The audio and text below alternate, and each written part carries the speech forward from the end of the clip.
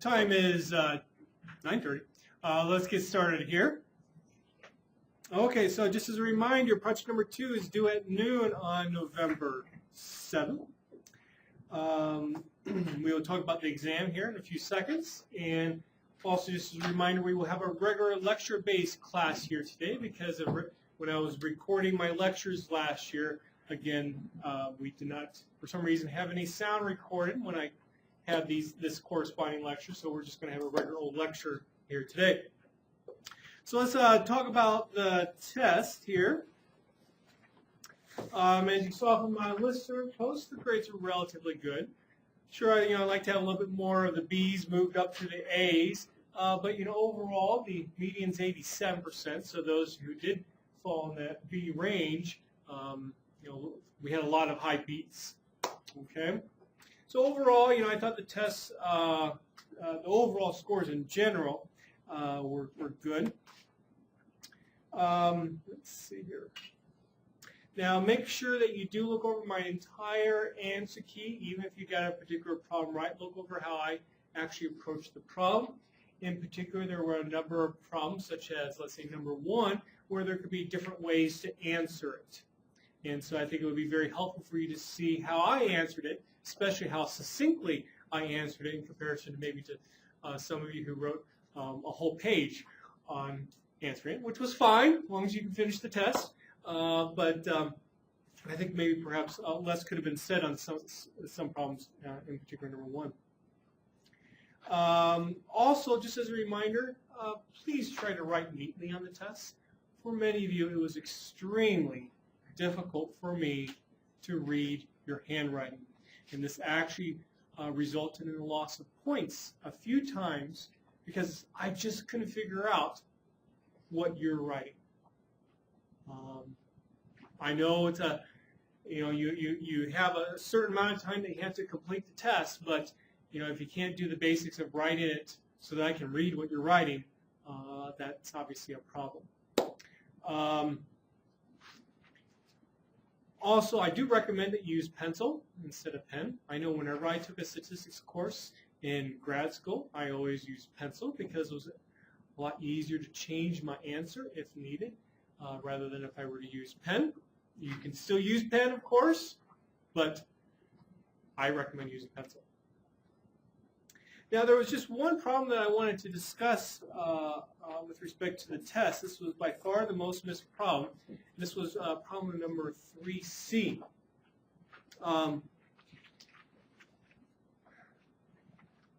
I've given this problem before on a test.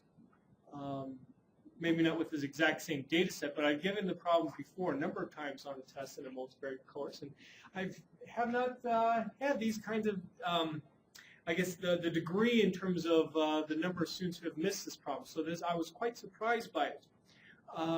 Most of you who did miss the problem approached it from the point of view of you just ignored the data set itself, and you just wrote out, when we first were talking about how to insert the orthogonal matrix in the factor analysis model, you could do some math with it and eventually get to new factors. But since this problem relied on a particular data set, you need to answer the problem with respect to this data set. And with that, then, it's actually fairly simple. Just take your factor loadings that you get from the model without any kind of rotation at all, and take it times a particular orthogonal matrix, which is actually given to you through fitting the model with the Varimax rotation. And just for emphasis, I did put a particular page number in the notes where we did do this for you to see that. Okay. Other than this particular problem, there really wasn't one overall question problem on the exam where a number of students were having difficulties. So if you have any questions about how to do a particular problem on the exam, please feel free to ask at this time. If, however, you have a question about why I took off a certain number of points on a problem, please ask me that individually after class. Are there any questions at this time about the exam? Okay, let's move on.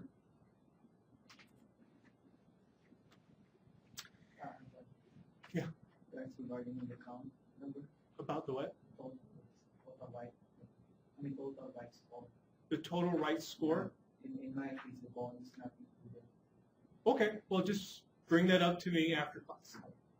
I apologize if I can't count. I do have an undergraduate degree in mathematics, but sometimes that doesn't work.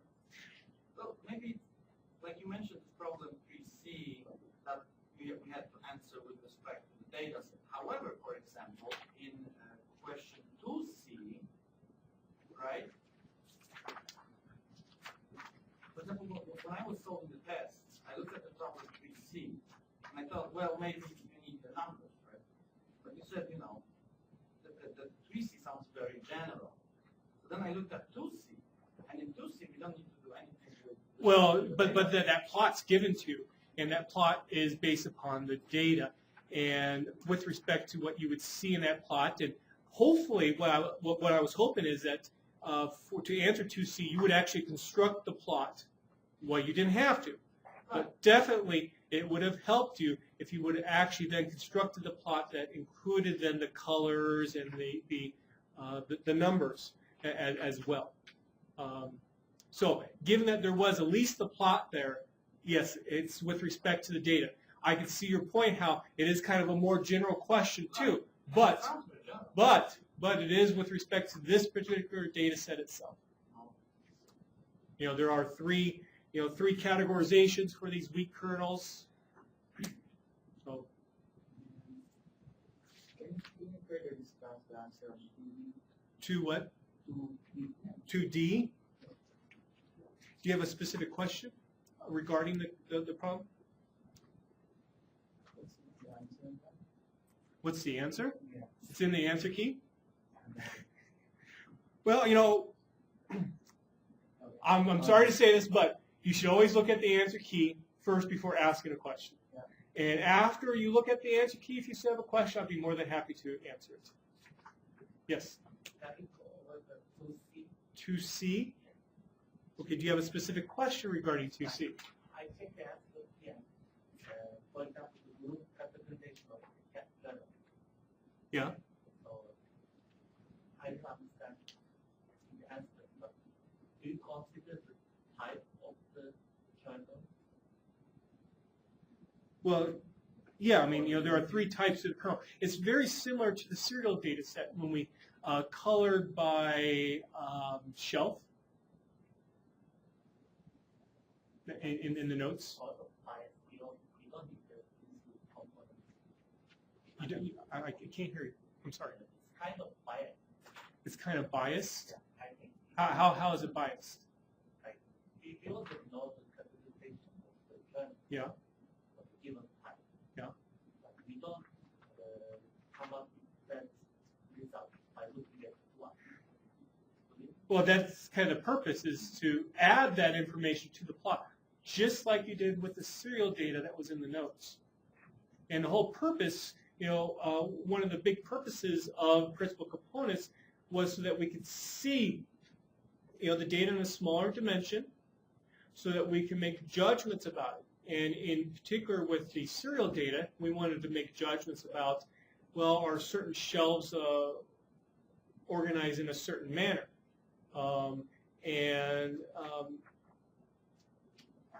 That's kind of like what the weak data does too.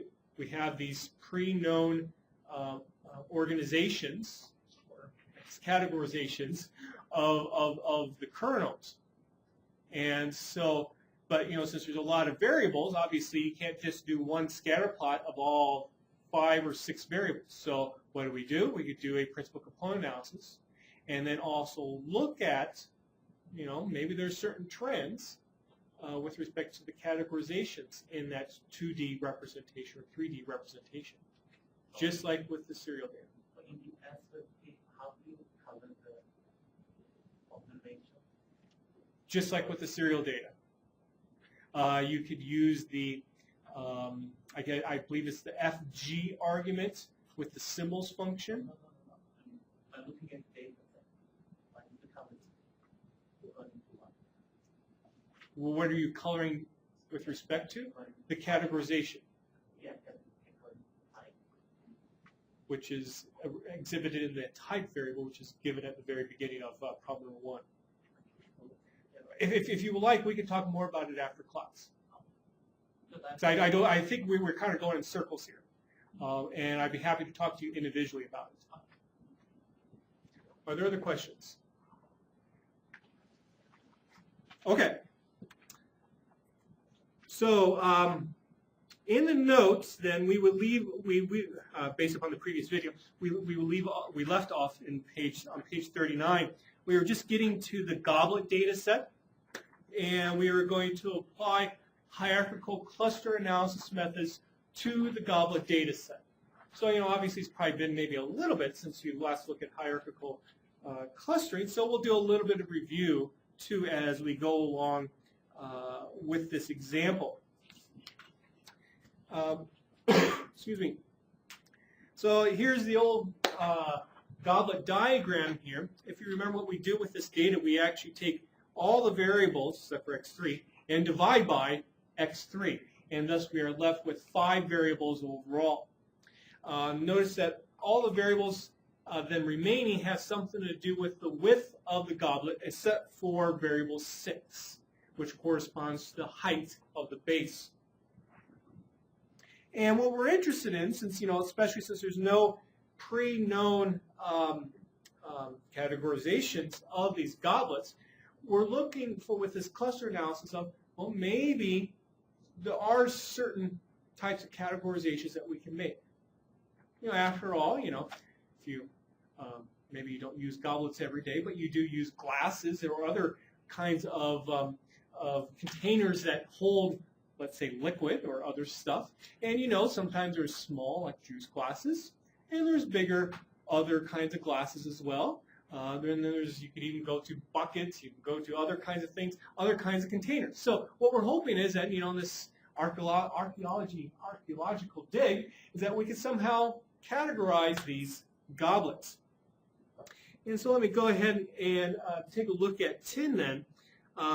Reading my data the usual way, and similar to what we've done before, I'm going to adjust the data, take into account the overall height, and then I am going to find the standardized data as well using the scale functions we've done many times before. Okay, now the first thing that you have to do with hierarchical clustering based upon the functions that we're using for it is that you actually have to find what you could say is a distance matrix. Meaning you need to find all pairwise distances of the observations. So you need to know what's the distance between observation 1 and observation 2.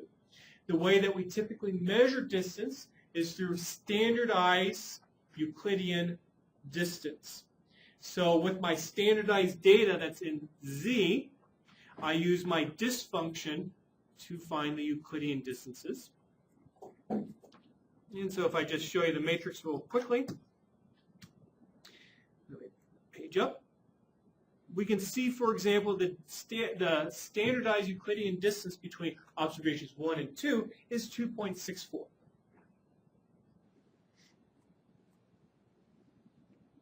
Okay.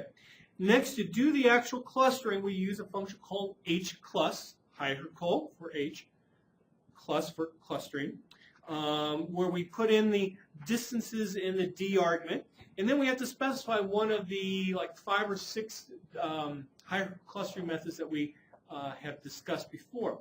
In this case, I'm just going to use nearest neighbor.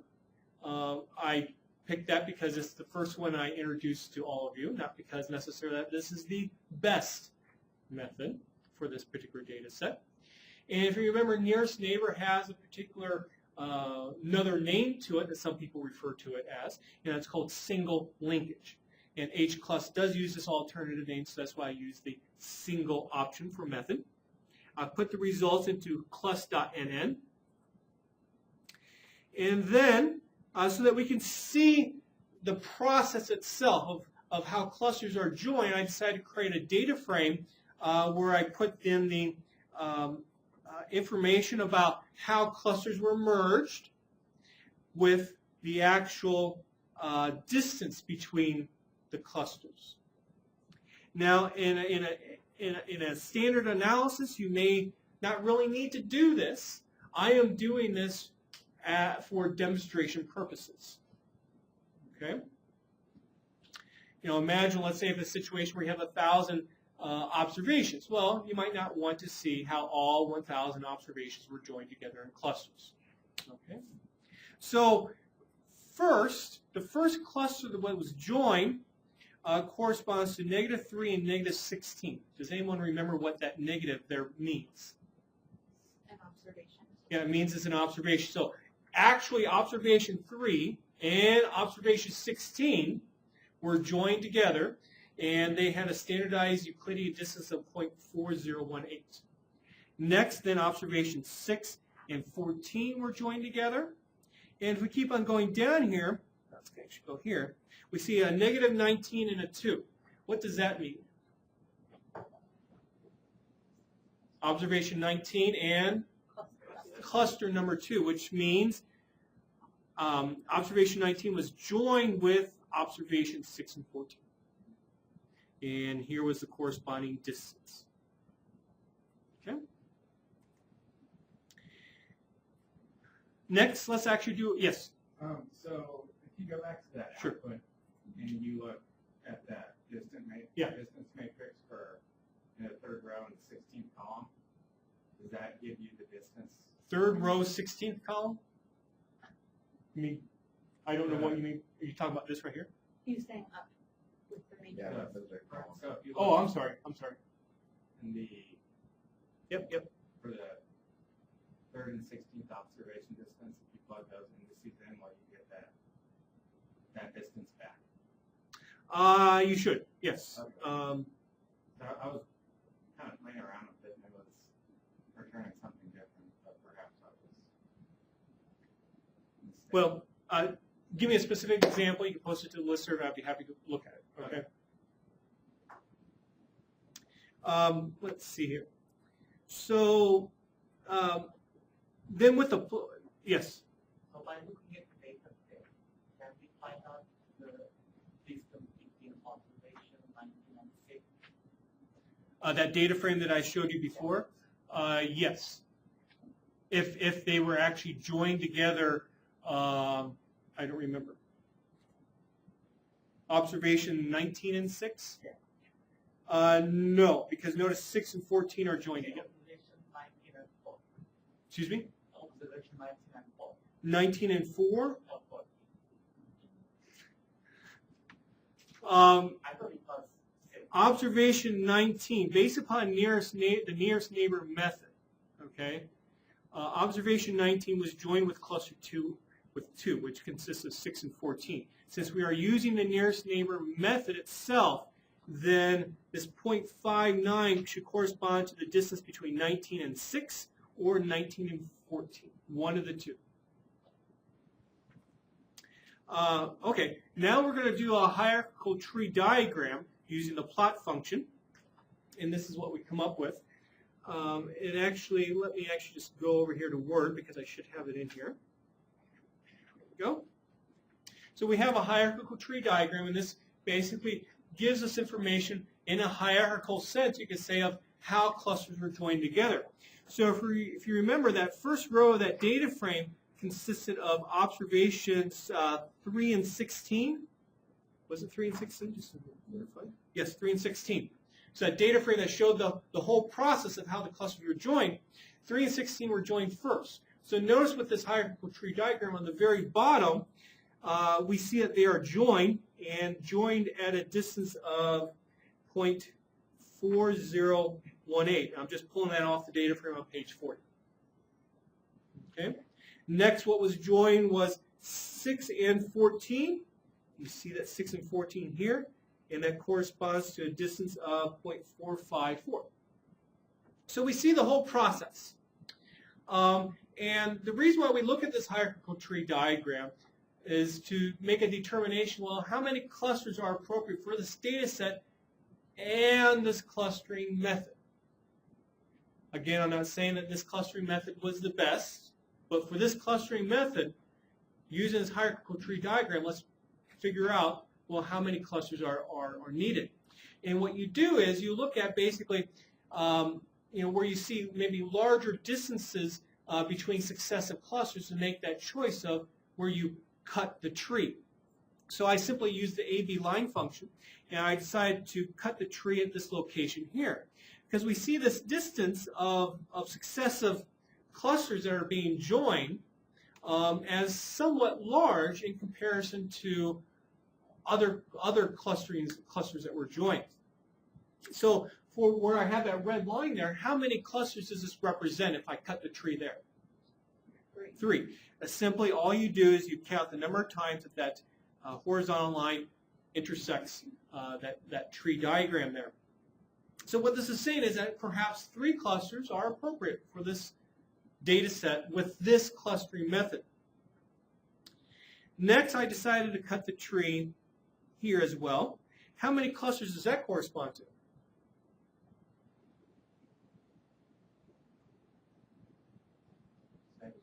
6, yes, exactly. This can be difficult to figure out because notice, this line's not intersecting for 23 and 24. So you have to take into account, based upon, and not every software package draws the trees exactly like this, but what R does, it actually will move then the observation numbers up kind of to where that joining occurs. Where I think, it's been a while since I used this, but I think SAS actually puts all the observation numbers here, down here, and so you would see long lines that go all the way down. Just the way it's done, there's nothing wrong with it. But you just have to be careful. Does everyone see why it's 6? Any questions? Okay. So I drew that line there because, where I see successive clusters being joined, this seems like a larger distance there in comparison to around it, in terms of maybe for 5 clusters or 7 clusters and so on. Now, what could be a potential problem, though, with using 6 clusters in this particular case?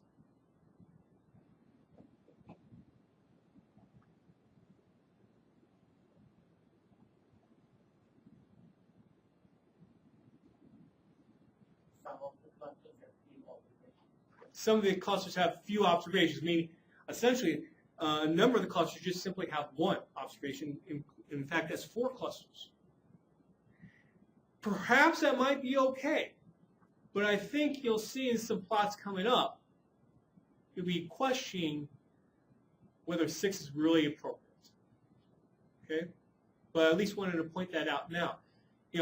Cluster analysis, we want to group like observations together. And hopefully, if I have 1 observation, I have another observation that's like it. Now, sure, there may be situations where you have an outlier that's completely different from all the rest. Yeah, then that might be okay to have a separate cluster just for that 1 observation. But oftentimes, you don't want that to occur. You're trying to find groupings that make sense relative to the data. Another possible set of possible clusters. I drew another line there. This is I think somewhat iffy. This corresponds to 1, 2, 3, 4, 5, 6, 7, 8 clusters. But notice here, I did not draw a line here. Why do you think I drew a line there? Well, just from the plot, look at for 3 clusters in comparison to 2 clusters, where that new red line that I just drew there.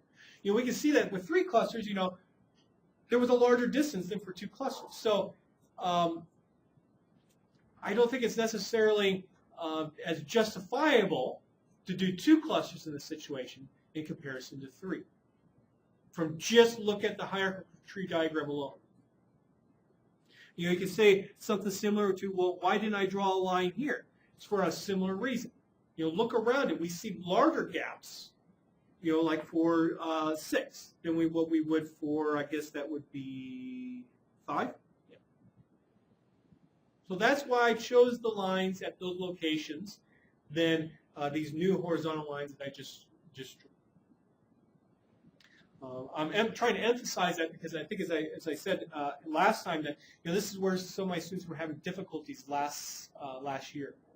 They did want to draw lines like right here at times. Okay. let's see here.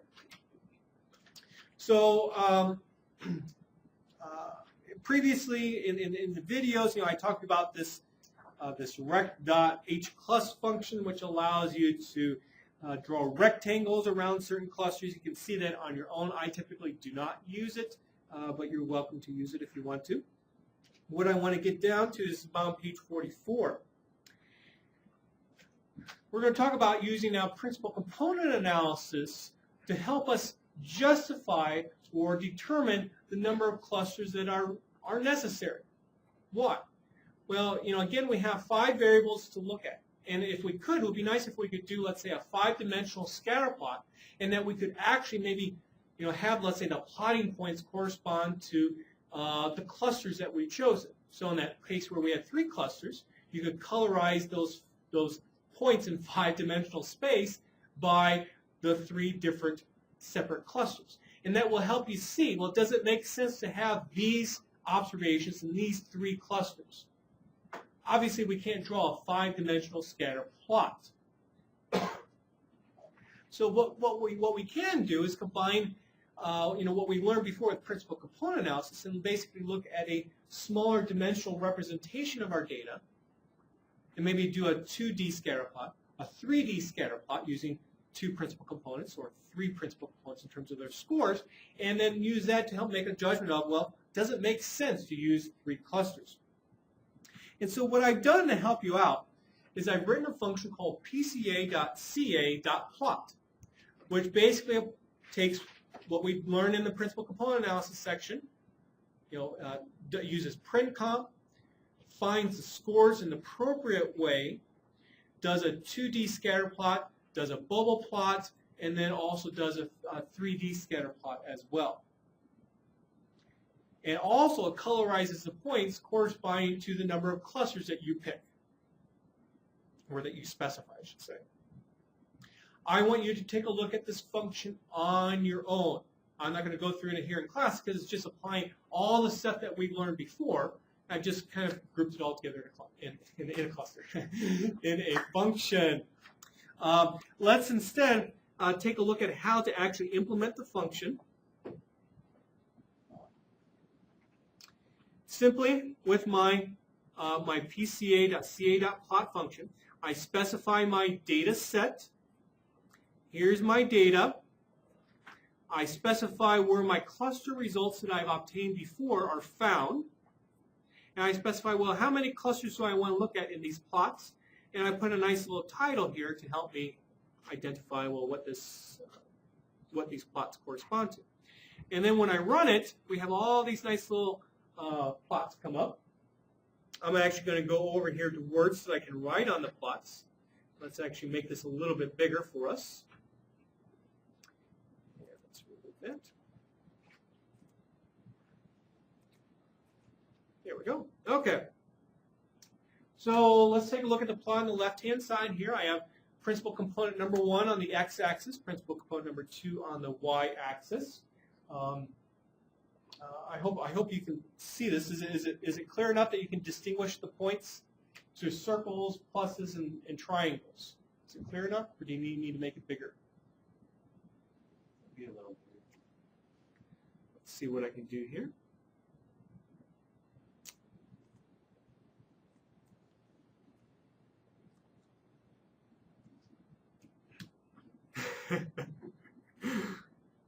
So I almost did 1,670%. That reminds me of something that really frustrated me last spring. I was using a software package called, oh, shoot.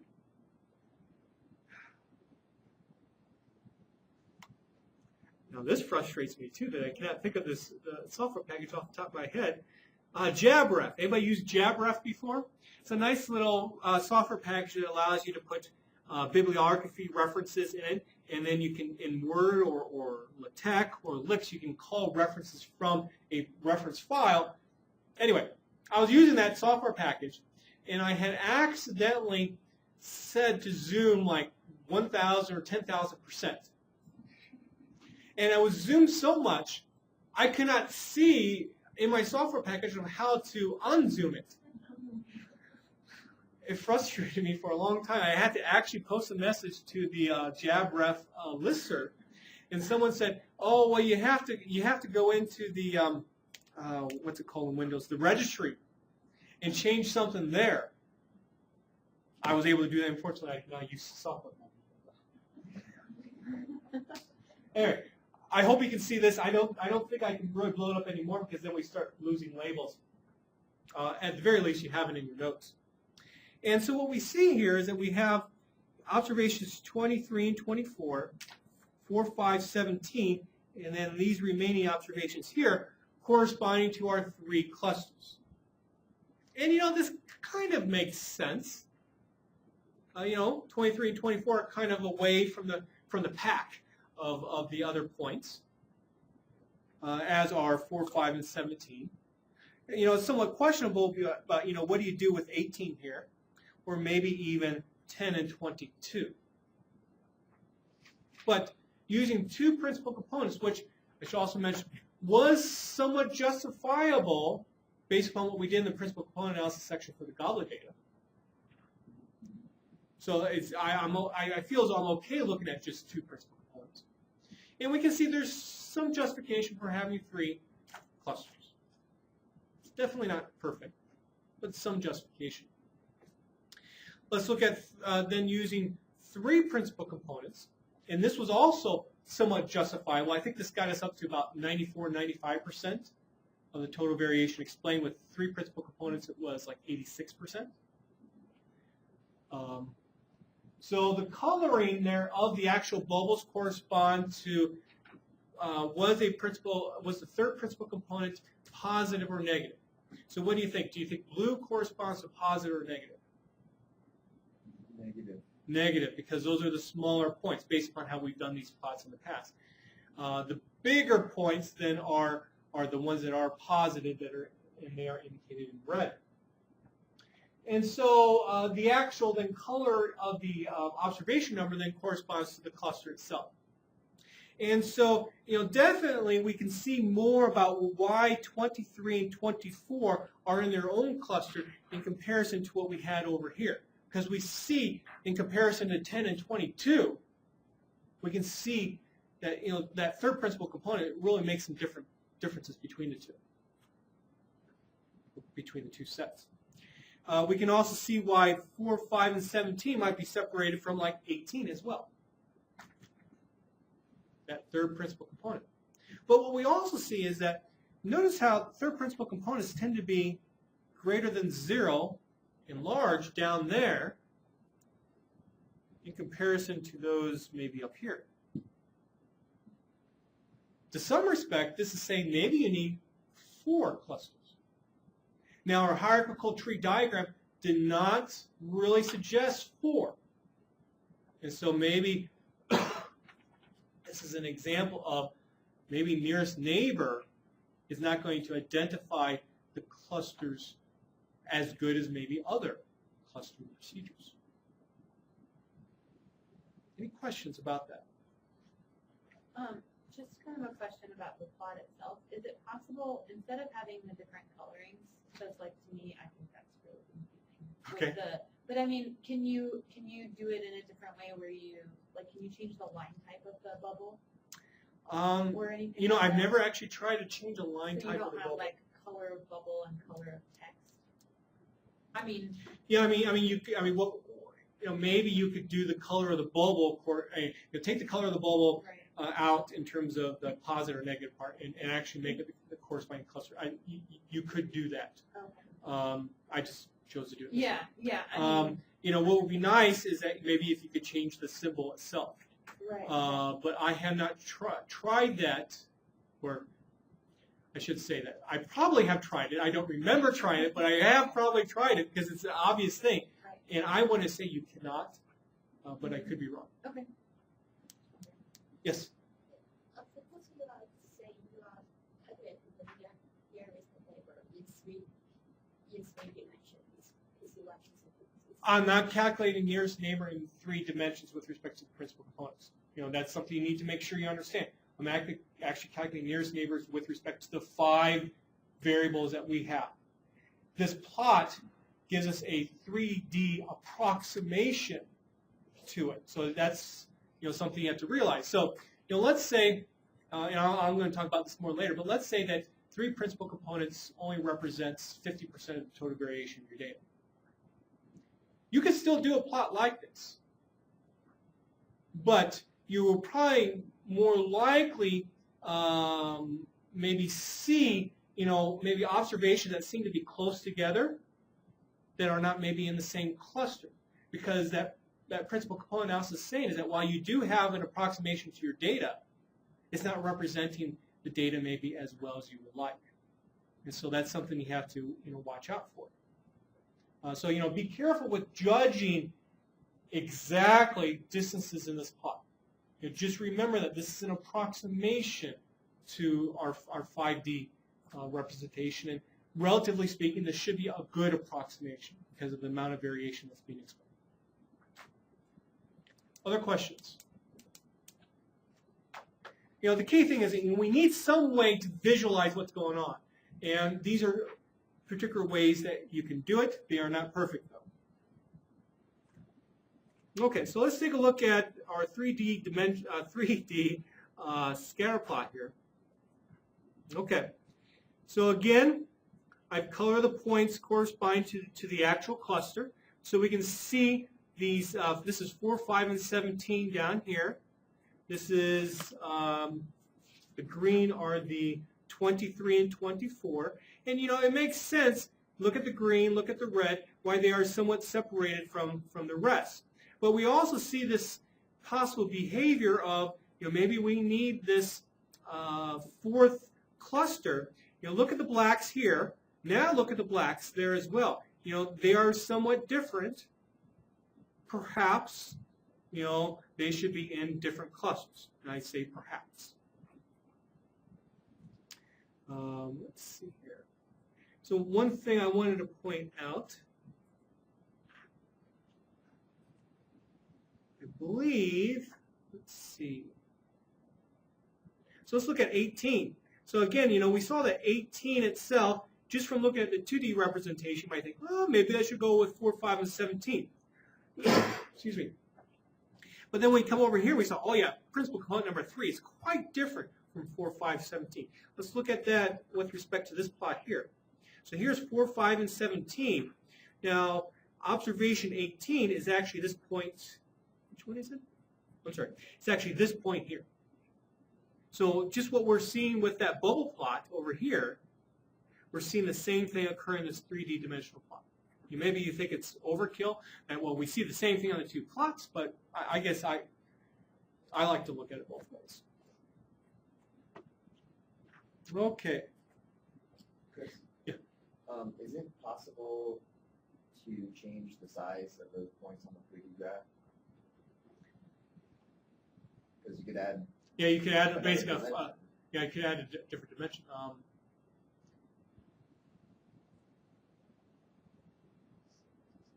I'm sorry to say this, but I'm not for sure. I have a feeling that you cannot, but I am not 100% sure. But yeah, that would be interesting to have essentially a 4-dimensional bubble plot. I know that there are ways in SAS to do that. I have done them, but I have not done them with the this particular package. I bet you could do conditional labeling with like the text 3D. It wouldn't change the size, but maybe you could do some kind of labeling. Yeah, you could somehow, if it's not possible to change the size of the plotting point, you could, incorporate some kind of label that would help you somewhat identify a 4th dimension.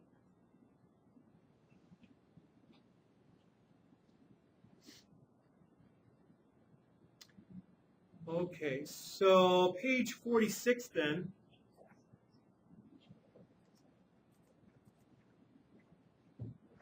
So now here's 6 clusters.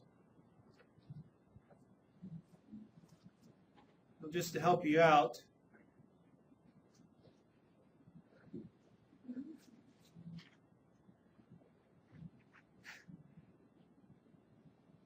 So those are my 6 clusters, if I were to use 6 clusters. And we can see some of the issues that we saw with the hierarchical tree diagram, where we have these clusters that just simply contain one observation. And I think relatively speaking, you would think at least here that 23 and 24 should be joined together. They seem to be somewhat similar. They're out from the rest in about the same spot. But at least this nearest neighbor procedure says, okay, don't do it. But at least only look at the hierarchical tree diagram alone, you would think, yeah, there's justification for having 6 clusters. So I think this is an example of, well, maybe nearest neighbor is not the best. The reason why we talk about all these different kinds of clustering methods is that not one method is going to be the best in all situations. So typically in an analysis that I would do, I would actually apply multiple methods and then look for a method that gives me results that are reasonable in terms of what I can see, at least with these smaller dimensional representations, these smaller dimensional approximations, what I can see from that makes sense relative to the clusters that were chosen. Yes? Why don't you merge the observation 23, 22, and 10 into one? Better than 10, 22, 23, and 24. no, 23, 22, and 10. Keep the 24 alone. Well, I mean, just from looking at it in the 2 dimensions, that makes sense. But, look at how they have big differences when it comes to principal component number 3. So that's probably why they were not. And again, I don't necessarily have control over that. It's the clustering method that makes that determination.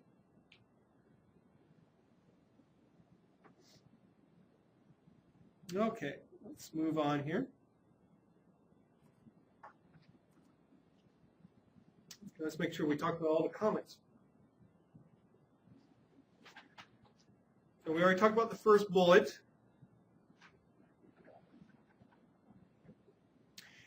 Second bullet. Well, what should you do if 2 or 3 principal components don't necessarily explain enough variation of the data that you are comfortable with looking at plots of just 2 or 3 principal components? Well, you could still look at those plots just with the understanding of, well, maybe your approximation to the data is not as good as you would like.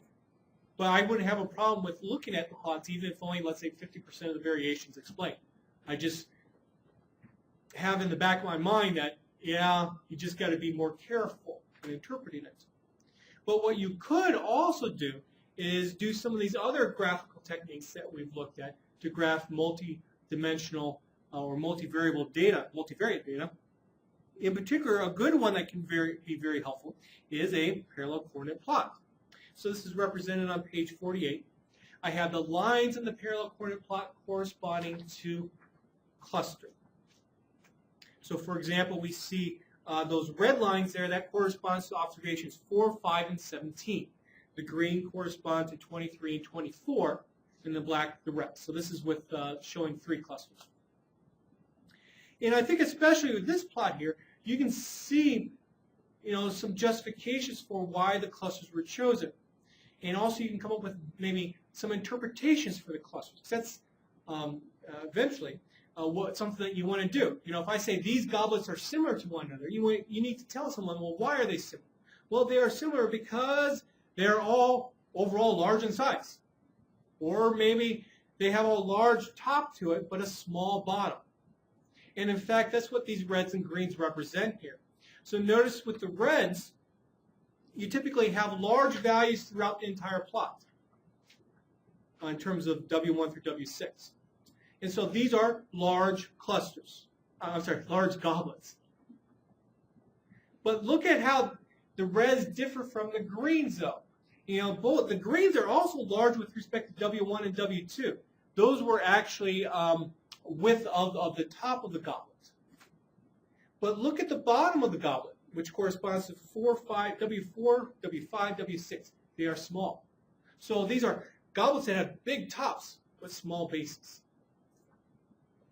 And then, the rest of the goblets, then you can say, well, let's say maybe they're kind of in the middle in size to small overall.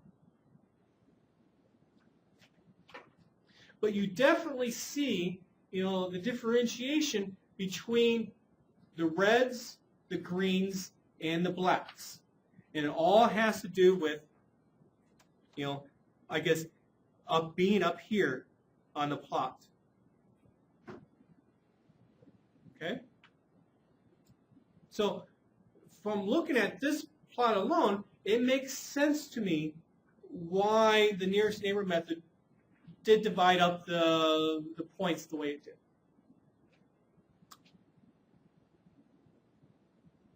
Not saying it's necessarily perfect. Maybe there's justification for, for example, maybe this observation being in the greens.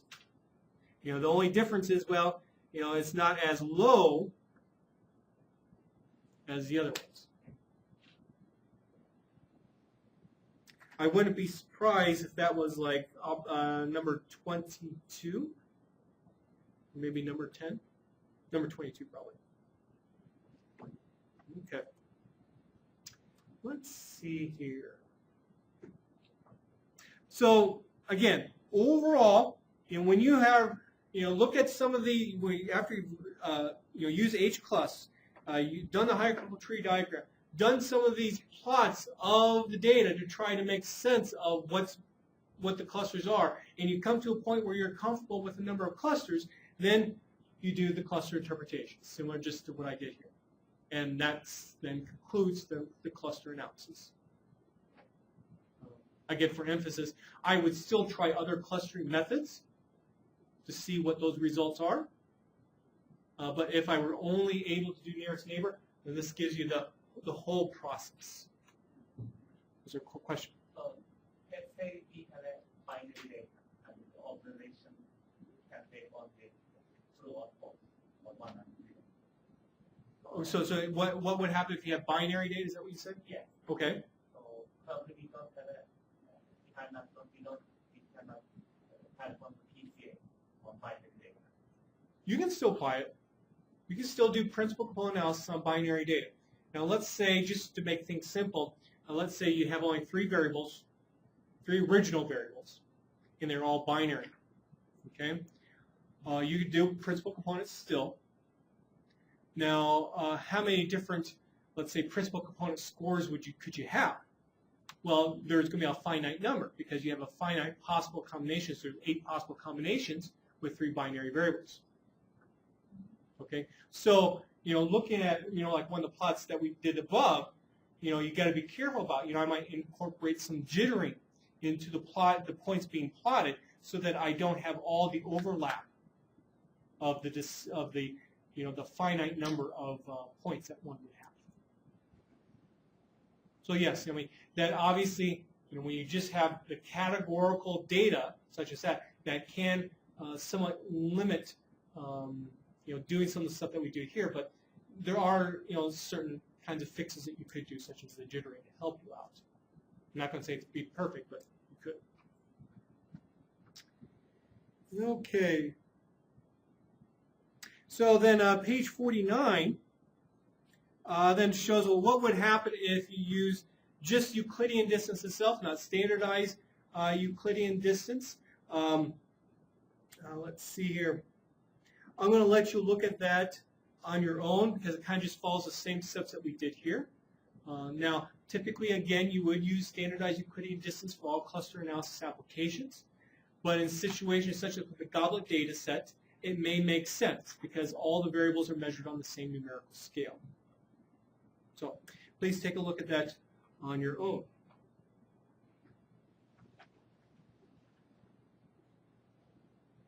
Okay, so let's go to page 52. We're going to talk about non-hierarchical clustering next. Yeah. So when we do hierarchical clustering, so we check into the dendrograms and then we check the PC scores and then we do the parallel coordinates plot. Yeah.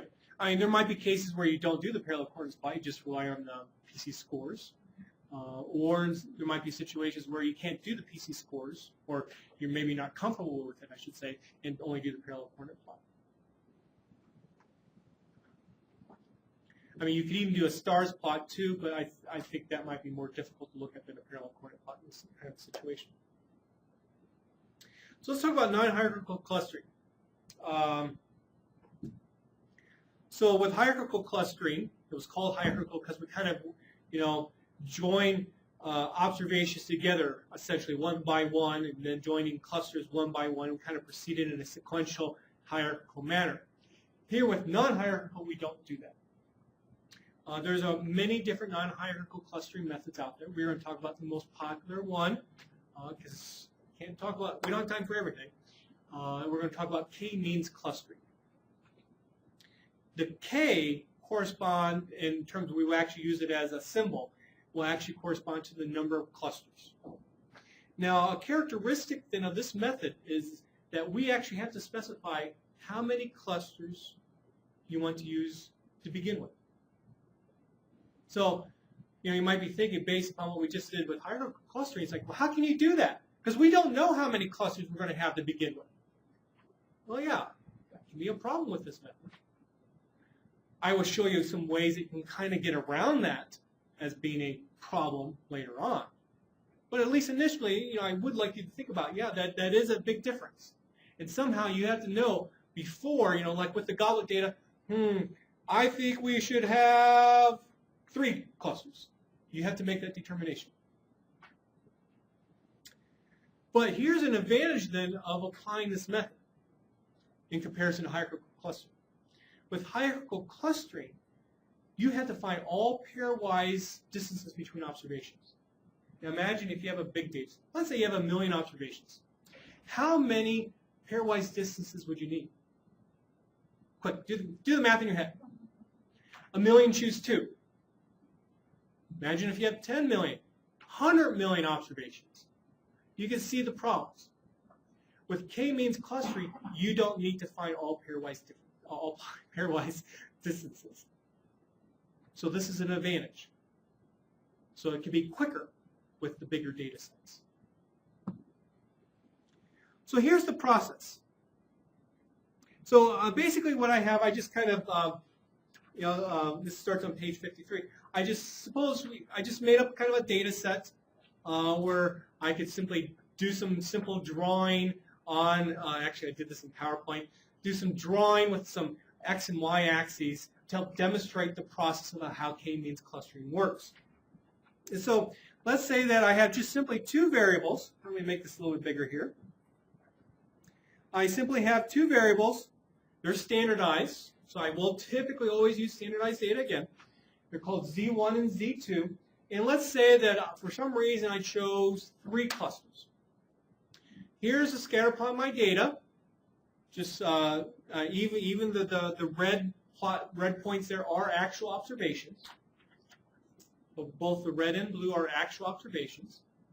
And I like to apply then K-means clustering to this, where K was equal to 3.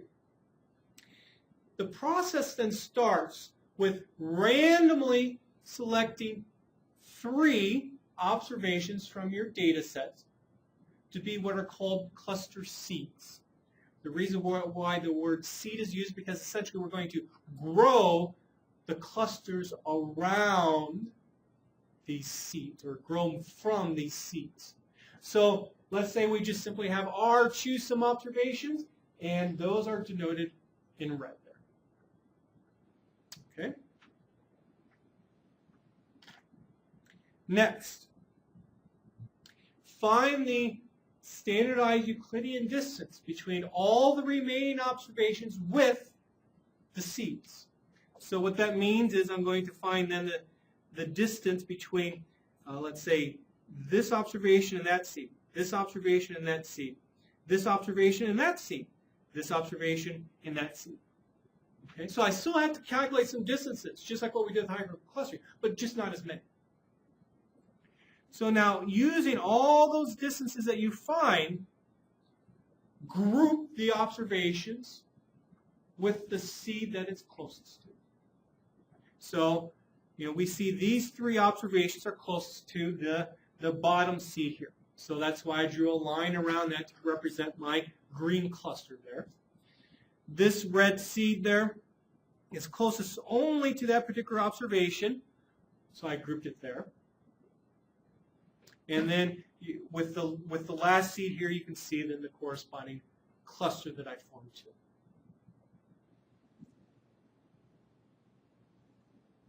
Now you might be thinking, well, wait a second, this observation looks very close. Well, no, never mind. I don't want to say that. Again, I just put these points in PowerPoint, and I kind of just visually judge. These are not actual observations that I had R formally do this with, okay? So based upon my perception of distance, these look closest together. Yes? So if we have an idea about the data set, let's say the ideal characteristics of the observation. The what? Ideal characteristics of the observation. Okay. So can we add hypothetical observations and see and study the K close to? You can specify particular seeds on your own. Yes, you can do that. I have not had a reason to do that in actual application, but you could do that. I'd be worried, let's say, maybe from a submitting a paper to a journal perspective. If you say, I specifically chose this as a seed, this is a seed, this is a seed, you need to really, really be able to justify why.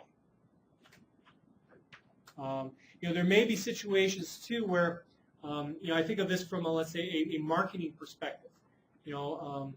Maybe companies like Target, I should say maybe they do, companies like Target or maybe other companies that are very interested in their customers, they might want to say, okay, we are just going to figure out the best grouping into 5 different categories for our customers. Okay?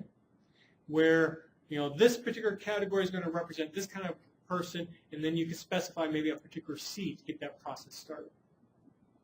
So you could do that. Okay, so I have found some initial clusters. K-means clustering is actually an iterative process. And so what's done next then is a new cluster seed is found based upon the clusters that we have just formed. And the way that this new cluster seed is found is through simply finding the means of the observations in the clusters that you just had previously. So based upon where I saw the clusters forming, you can see now here are my new seeds. They do not have to be observation numbers now. They are simply, so for example right here, this represents, let's say, Z1 bar and Z2 bar for the green cluster. Okay? So that's where the name K-means clustering comes from. Yes? We get our original observations back, right? Those don't go away now that we've kind of changed the speed. Yeah, I mean the original, yeah. So that's why you see, for example, this right here. That was an original observation. So now what you do is you look. With these new seeds, let's grow the clusters again. Let's try to find the observations that are closest to these new seeds and reform our clusters. And that's what I do here. So again, you're using standardized Euclidean distance. So you find, let's say, the distance between this observation and that cluster, the distance between this observation and that cluster, the distance between that observation and that cluster there. Now, based upon how I drew out this plot, notice that this observation now has changed clusters. It is, at least in my perception of distance, it is actually closer to this seed than that one. Okay? Yes. So the new seeds are no longer actual observations. The new seeds do not have to be observations. Now, yes? So the seeds are pretty much the centroids of the clusters? Now, we repeat the process, because now since this cluster has changed and this cluster has changed, we find a new cluster seed that's based upon the mean of the clusters. And then you reassign point observations to those new clusters, and you repeat this over and over and over again until you get to a point where observations do not change clusters. And then you stop. That's how K-means clustering works. So, I mean, the idea is fairly simple, but it is iterative. So you have to decide how many clusters you want Right. and you cannot change the number of clusters. At least in a direct implementation of K-means cluster, you cannot change it. I will talk about ways that you can justify, let's say, 3 clusters or 5 clusters coming up. That is actually different from what we had talked about prior clustering. And so, I guess to foreshadow, what could be done, for example, is that you could rerun this process for 2, 3, 4, up to maybe 10 or 20 clusters, and there will be a particular numerical value that we can look at to help us make a judgment of, should I use 3 or should I use 4? Which is better? Okay, so let me talk about some notes on page 55. So I already talked about the first note. Let's talk about the second note. So an equivalent way to think about how this algorithm works, I don't think it's as good of a way than what I just talked about, but an equivalent way that actually is going to be helpful later is that you can think of this algorithm, what it's doing is trying to minimize what you could say is the within cluster sum of squares. Now in your Stat 801 type background, you've all learned about sums of squares, like for example with ANOVA and even regression analysis. And so you're looking at sums of squares basically helps measure variation, and what we're trying to do is minimize the possible variation that could occur in this plot based upon whatever you've chosen K to be in terms of cluster, membership. And so this is what the within cluster sums of squares looks like. We've got 3 subscripts here on X. So X is, I can write right in terms of the Z's too. X is our original data. The R subscript corresponds to observation number. The I subscript corresponds to variable number. And the K subscript corresponds, that's a little k, corresponds to the cluster number. And so given a capital K, number of clusters, we are trying to minimize then the distance, you could say, that X is from then the cluster mean for variable I. So you're essentially finding the mean across all observations in a cluster. This is a distance, you could say. We square it so that they're all positive. We sum over all the variables, over all the observations, and over all the clusters. We are trying to minimize this. That's what this Kmeans clustering method is trying to do, which hopefully makes intuitive sense. Because we don't want to assign an observation that's far from, let's say, cluster number 1. We don't want to assign it to cluster number 1. If we did, look what's going to happen to this measure. It's going to be big, because the distance that X R I K is from X bar I K is going to be big. That's what we're trying to do. But this K-means clustering algorithm, it does not actually guarantee that you will find that minimum. Meaning that you will not find the clusters or the observations belonging to a particular set of clusters. You're not guaranteed to minimize this. We would like to minimize this. The method's trying to minimize it, but it may not minimize it. Instead, what it might do is find what you could often refer to as a local minimum. Well, let's talk about what I mean by a local minimum. This will come about in your algebra days, but definitely, maybe in your algebra days, but definitely in your calculus days, in terms of classes you take it. Let's say I simply have one variable x, and I have f of x with it. Okay, so outside of the cluster analysis realm here, and suppose I have something like this. This is my function that I'm graphing. We can see that the overall minimum corresponds to this x right there, right? Here, though, we see how the curve jumps down, and this is called a local minimum. It's not the overall minimum, or I guess the corresponding x is not an overall minimum, but it's a local one. And what this algorithm does is actually finds a local minimum. It will always find a local minimum. The question, though, is, and it may not necessarily ever be known to us, is this local minimum equal to the global minimum or overall minimum? Okay?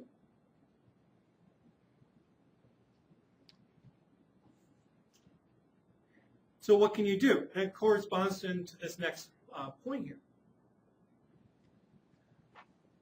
Obviously, when we started off, we just kind of randomly chose some points. So you might think, obviously, that this algorithm then is dependent upon what you choose for the seeds. And yes, indeed. If I chose different seeds, I could have got different clusters. And maybe find some other clusters that actually result in the global minimum, well, that sums of squares, than a local minimum. So, what can you do then? Well, rerun it. Rerun the process again. Let R, or whatever software package you're using, do the cluster analysis again and see if things change. Do my cluster memberships change? Do I get a smaller value for that sums of squares? If I do get a smaller value at sums of squares, then you might be thinking, okay, this new set of clusters might be better. So what we will end up doing is actually rerunning our K-means clustering a number of times to see if I get something better.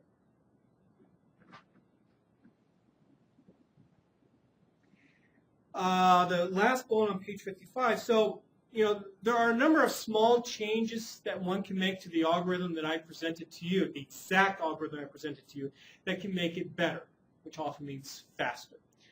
So, for example, one change that you will often see implemented is that, when I find these, let me do some erasing here. So when I find these new cluster means, what can be done is as follows.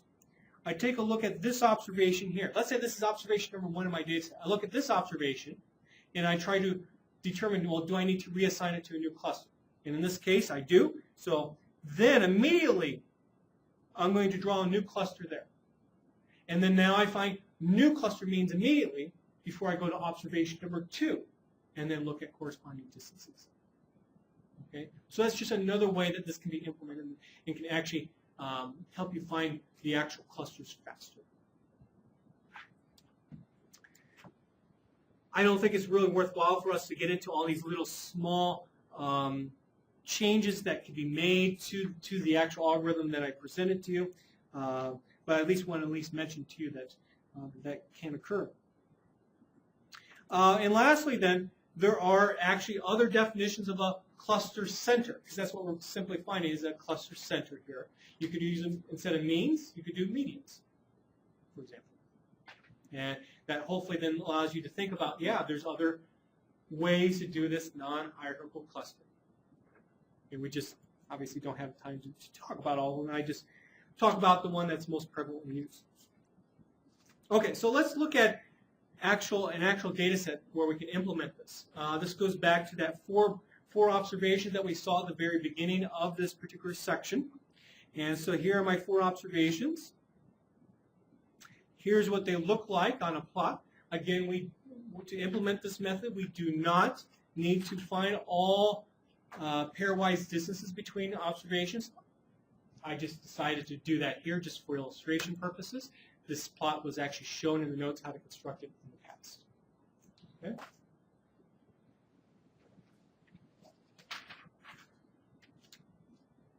Also, I'm just going to use the actual observations themselves. I'm not going to standardize the data because this is just for illustration purposes. Okay, so let's take a look at the code to do K-means clustering. The first thing you need to do is set a seed number. Now, just make sure there's no confusion. When I say set a seed number here, I'm not talking about a cluster seed. I'm talking about a seed number from what we talked about towards the beginning of the course when we needed to simulate data, and we want to make sure that we could simulate exactly the same data. That's what I'm talking about, a seed number. So we set a seed number so that we can reproduce our results. Because again, K-means clustering randomly chooses observations from your data set to start with for your cluster seeds. So to implement K-means clustering is really easy.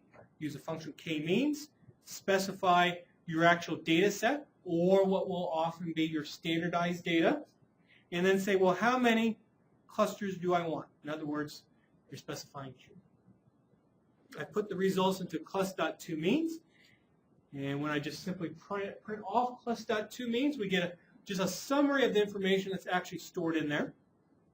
What we get are the two cluster centers, or the means of the corresponding clusters. So I specified 2. So we have the first cluster is on the x-axis is 5, on the y-axis is 2.5. I have a plot of that later, shown right here. So 5 and 2.5, and also in the output, the other cluster center is at 3 and 4.2, right there. So, just from seeing this, you can see that these observations are joined together, as are these observations. Okay? Formally, how did I know that those observations were joined together? Well, on page 58, you actually have that information. Clustering vector, what that corresponds to is observation 1, observation 2, 3, and 4. Observations 1 and 2 are in what R calls cluster number 2. Observations 3 and 4 are in what R calls cluster number 1.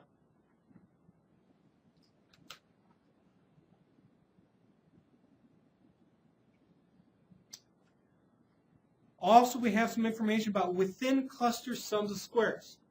But notice it says by cluster.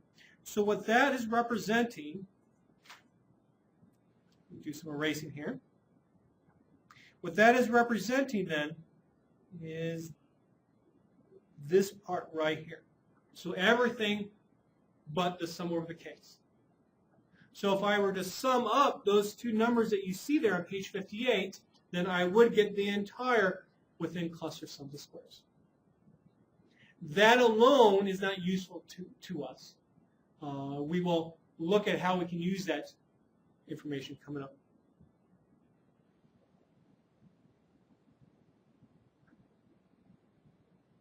Okay.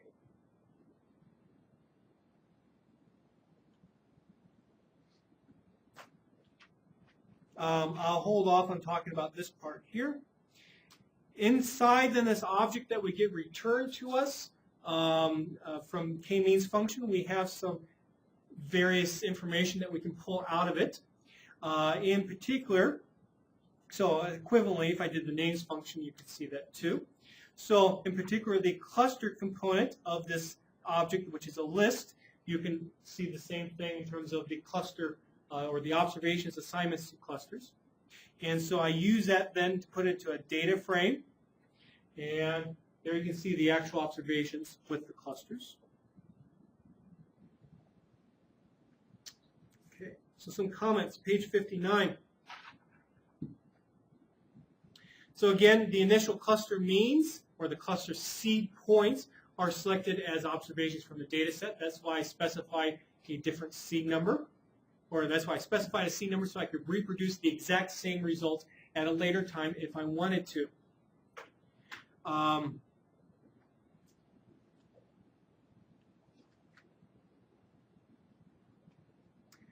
page 61, if I jump ahead,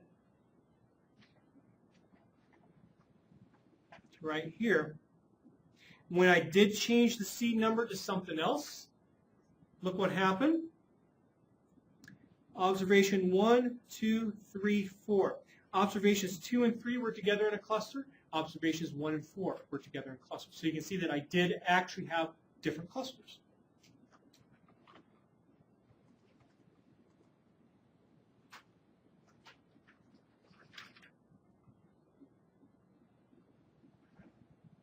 Okay, so we've already talked about the page 60 plot.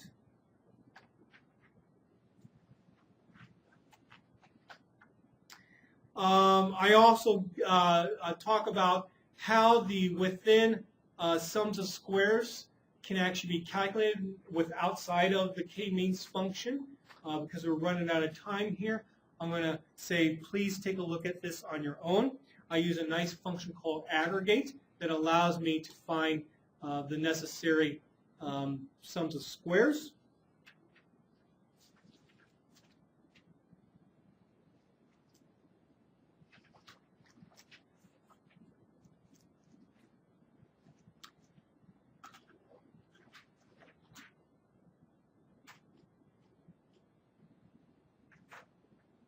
And also, I guess, Dan, because we were out of time, I know that's, well, that's at least a minute slow. Maybe we'll go by that as official multivariate time today, because that means I have another minute and I can talk about this.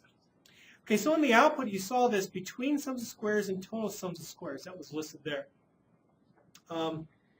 This number alone itself is not useful. It's useful when we're doing maybe comparisons.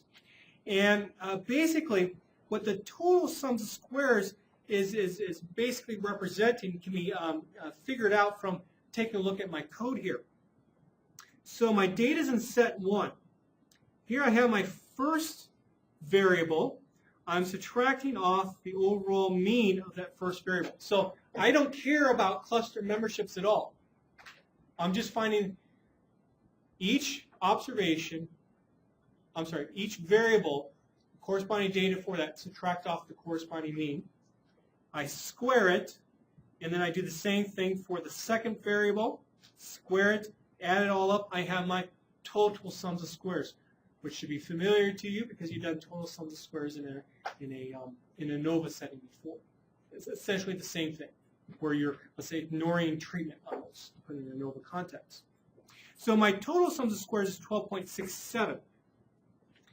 Now to find this between sums of squares, all that basically means is that you take that total within sums of squares that we saw before, subtract that off of my total sums of squares, and then I get what's called between sums of squares. Again, in an ANOVA, in a regression setting, you talk about usually three, in the very basic setting, you talk about 3 different sums of squares, and this is all that this is getting at, but in a cluster analysis sense. Please, though, do not interpret this as like an R squared, a coefficient determination. It's not the same. Okay. Now we're at 10:45 according to that clock, so we are out of time.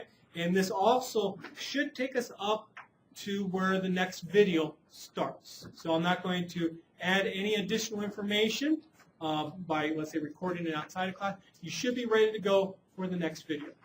Are there any quick questions? Yes. Yes.